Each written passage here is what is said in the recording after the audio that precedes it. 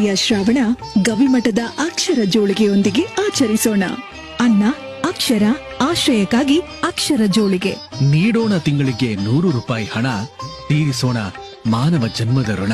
ಕೃಪೆಯಾಗು ಹಸಿದವರಂಗಳಕ್ಕೆ, ಕೃಪೆಯಾಗು ಹಸಿದವರಂಗಳಕ್ಕೆ, ಕೃಪೆಯಾಗು ಮತ್ತೆ ಸುತ್ತ ನಂಬಿ ಕರೆಯುವ, ಮತ್ತೆ ಸುತ್ತ ನಂಬಿ ಕರೆಯುವ ಮುಗ್ಧ ಜನರ ಹೃದಯ ಮಂದಿರಕ್ಕೆ, ಕೃಪೆಯಾಗು ಹಸಿದವರಂಗಳಕ್ಕೆ, ಕೃಪೆಯಾಗು.